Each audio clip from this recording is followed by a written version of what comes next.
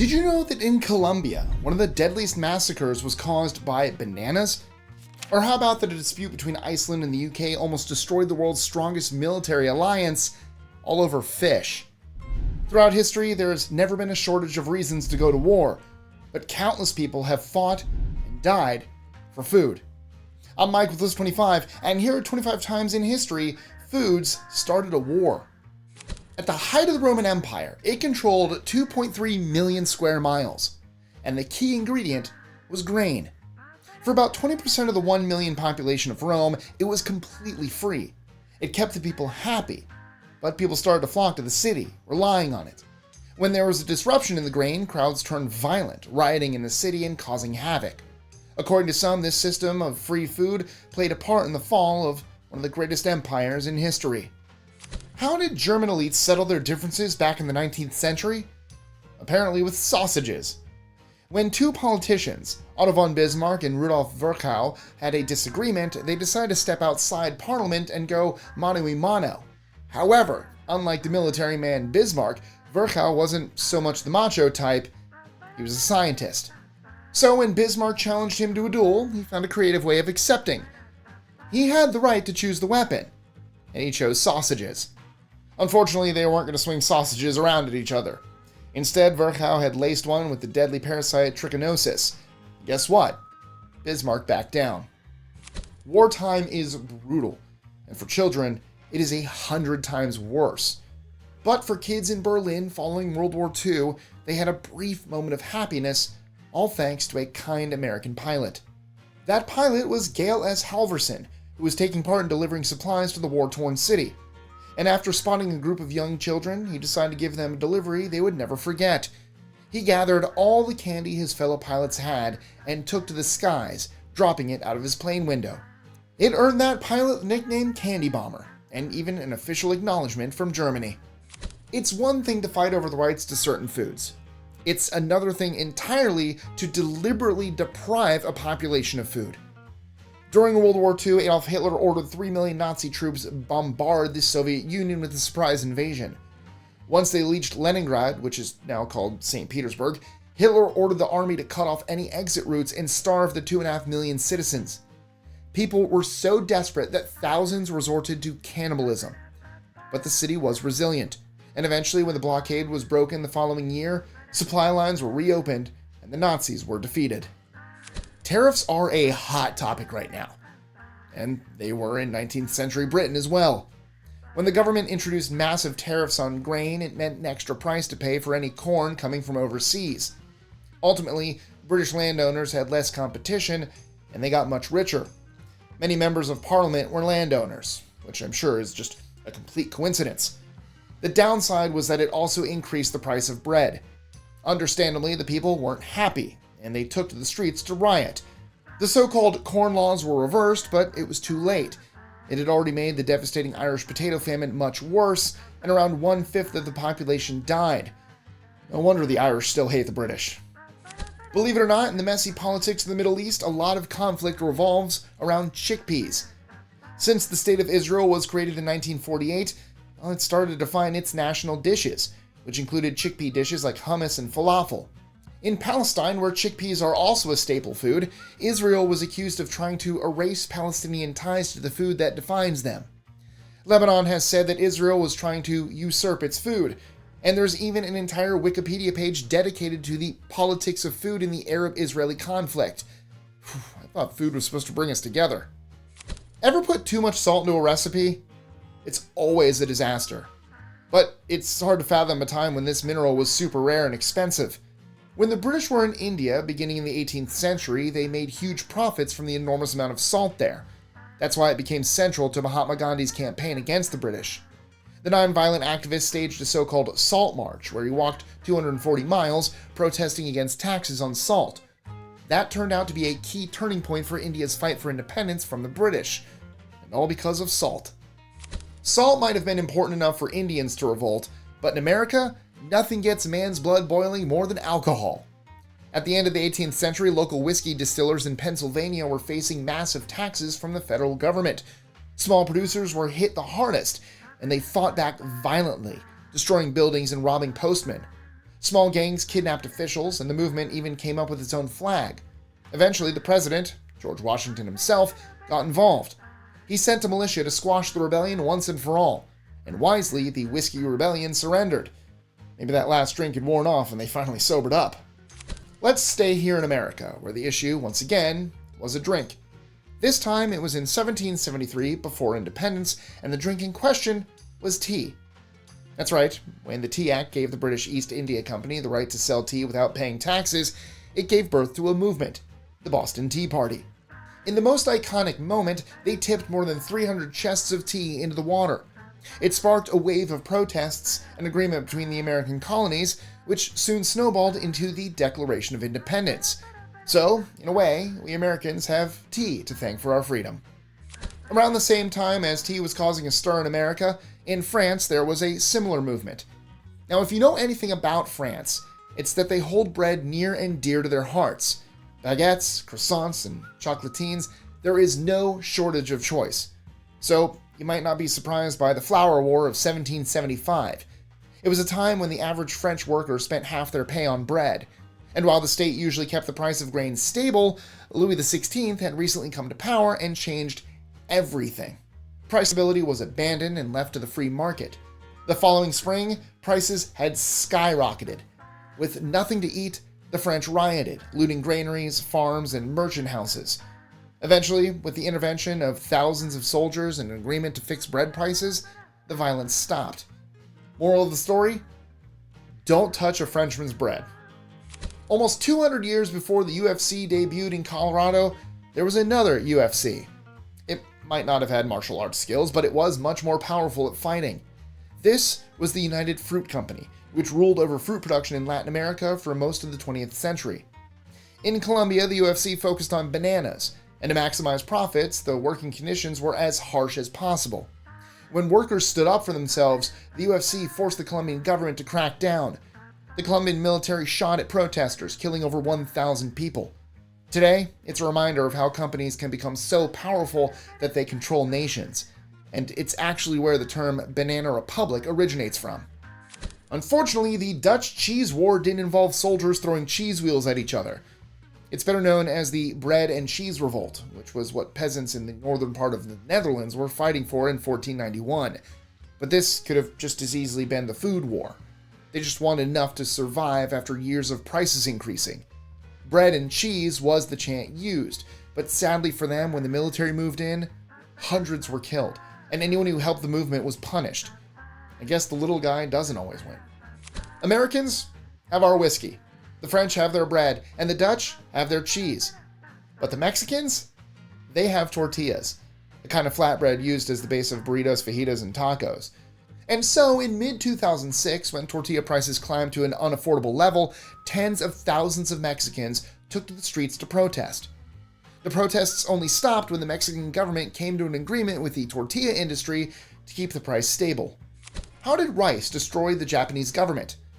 Well, allow me to set the scene. The year is 1918. Japan had been experiencing over a decade of riots and protests. This was at the end of World War I, which had dragged on for 4 long years, and was having massive impacts on the Japanese economy. Inflation and low wages were crippling the average Japanese citizen. Then the price of rice suddenly doubled. This was the final straw. Beginning in the fishing city of Toyama, protests spread throughout the nation and turned into riots, violence, and the destruction of buildings. It caused a prime minister to resign, the government to offer discounted rice, and to promise to boost rice production. Since then, most Japanese leaders haven't dared disturb the rice supply. It's one thing for fishermen to fight over who has the right to a spot, but who would have thought this would ever escalate into a war? In the early 60s, tensions between Brazil and France were at an all-time high. France had been involved in Brazil's infrastructure, but Brazil was now becoming more independent. And in this supercharged environment, a group of French fishermen accidentally lit the fuse. They found lobsters in the waters near Pernambuco in Brazil. Unfortunately for them, they were inside the 12-mile Brazilian maritime border and ordered to back off. Instead, they asked for backup from the French military. Amazingly, the French sent an aircraft carrier, destroyer ships, and other support. The disagreement boiled down to a technicality. Brazil argued that lobsters crawl, while the French argued that lobsters swim. This ridiculous dispute ended with an agreement, and Brazil immediately expanded its territory 200 miles into the sea, ending the matter once and for all. Would you ever go to war over poo? Allow me to explain. By the 19th century, Spain's power in South America collapsed. All of its former colonies had gained independence, and they wasted no time causing problems for their former colonizers. After a diplomatic incident with Peru, Spain sailed to the Chincha Islands, 13 miles away from Peru, and took control. These islands were important for seabird or bat poop.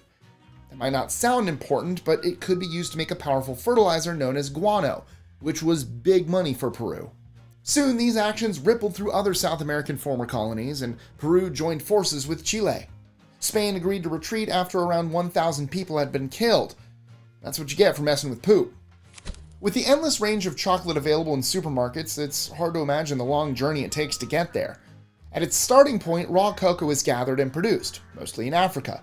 And in the Ivory Coast in 2004, the country's plantations produced around $350 million worth of cocoa each year, making it the biggest producer in the world.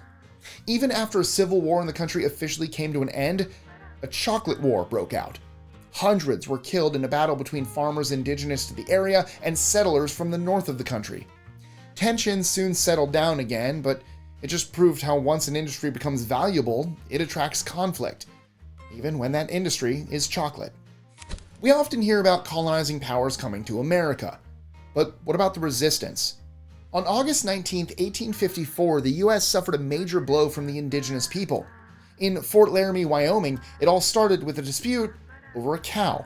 An indigenous Sioux member killed a cow for food, leading to the settler who owned the animal complaining to the authorities.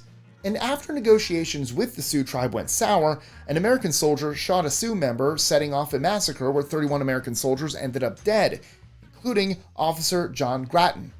The Grattan Fight was the first of 8 major wars that followed, and when the dust had finally settled, the Sioux were rounded up and moved onto reservations. As we've learned by now, food is probably the most important part of society. But Egypt learned that the hard way in 1977. President Anwar Sadat had a brilliant idea to cut costs by going after bread. He got rid of a government program that had been keeping bread cheap. And on top of rising gas prices and a struggling economy, the Egyptian people had reached a breaking point. People started burning cars, destroying buildings, and going on a full-blown rampage. 80 people lost their lives, and the carnage only came to an end when Egypt was given a $150 million loan. So, well done, Mr. President. If there's one thing to know about most of India, it's that cows are sacred for Hindus and pigs are sinful for Muslims. But when the British were in control of the territory, at times, they didn't always appreciate local beliefs. That's what happened in 1857, when Indian troops fighting for the British refused to load their guns. Why? Because they had received word that the bullets had been greased with beef fat or pork fat. That made it pretty disrespectful to both Hindus and Muslims. The soldiers who refused to reload were punished swiftly, and it was enough to cause a revolt against the British. The rebellion lasted a year and a half. Over 800,000 people were killed, overwhelmingly Indians. At the end of it, the East India Company was dissolved.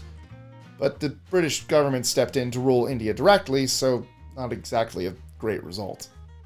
Today, Italy is one unified country, but back in 1482, it was made up of a whole lot of different states. Most fell under the Republic of Venice, the Kingdom of Naples, the Holy Roman Empire, or the Papal States under the Pope. You'd think the main things to argue would be territory and religion. But, well, Italy being Italy, was fighting over food. Basically, the city of Ferrara was taking control of the salt trade. The Venetians didn't like it and attacked, setting off a 2-year-long war. The Pope was dragged into the conflict, and the whole thing wrapped up when both sides signed the Treaty of Bagnolo. Ferrara had to give up land, but it was better than losing everything over salt. Like most of Southeast Asia, rice is the lifeblood of Vietnam. And as World War II was coming to a close, it may have served as the start of the independence movement. Japan had invaded and taken control of Vietnam. One of their rules? Vietnam's rice would be for Japanese troops, not the locals. Throw a couple of natural disasters in the mix, and the stage was set for a famine, where as many as 2 million people probably died. On the bright side, the tragedy did light a fire in the Vietnamese people, who rose up against their colonizers, declared independence, and kicked off what's known as the Indochina War. In the early days of the United States, borders were still strongly contested. One of those was between Iowa and Missouri in 1839, and, as the name implies, it was all fueled by honey. Honey was a valuable commodity in the area, and as the story goes, Missouri wanted to make Iowa pay taxes for an area between the two states. Things escalated when a Missouri tax collector apparently chopped down a few honeybee trees, using them as a substitute for tax payment. These days, the IRS would just send you a letter, not chop a tree down from your yard. Thankfully, the honey war didn't lead to any deaths. Armed forces were organized on either side, but the matter was eventually left for the U.S. Supreme Court to decide. Still, close call left both sides feeling a little bittersweet. There are very few borders more intense than the one between North and South Korea. Since the line was first made back in the 50s, there have been planes shot down, people smuggled, and countless soldiers killed. But just as fiery as the land border is the one on the water. To do fishing in certain parts, fishermen need to be escorted by the Navy, and the most sought-after product? Blue crabs. Between 1999 and 2002, fishing for blue crabs around the island of Yeonpyeong became a mini-war. The natives from both countries faced off, killing dozens, but somehow avoiding any larger conflict. It's still a crabby situation. You know who else is guilty of fighting over seafood? The United Kingdom and Iceland. It all started in 1952 when Iceland claimed more of its surrounding waters as its own. That would have impacted UK fishing, and so the UK banned Icelandic vessels. Iceland responded by banning UK ships, very mature, between 1958 and 1976, always backed up by their big brother Navy ships. Iceland wasn't going to tolerate it and went to a higher power. It threatened to pull out of the North Atlantic Treaty Organization, or NATO. The UK finally agreed to back off. Giving up that fishing meant thousands of jobs were lost, but that was the price of peace. If you've learned something new about strange moments in history, then, well, I'm glad. But you don't have to stop just yet. First, a bonus fact for you. And this one is for you to try and guess. How much chocolate is eaten by Americans every day? A. 2.9 million grams. B. 49,000 kilograms. C. 680,000 kilograms. Or D. 3,200 tons. If you're in the mood for a historical rabbit hole, then, well, we've got plenty more where that came from. From the surprising way that Egyptians actually used hieroglyphs to the shortest war ever that lasted just 38 minutes, click here to watch 25 facts that make us doubt how well we know the world. And as always, thank you guys so much for everything. Don't forget to like, share, comment, subscribe, hit that notification bell so you get new everything we do. And I'll catch you again next time. Adios.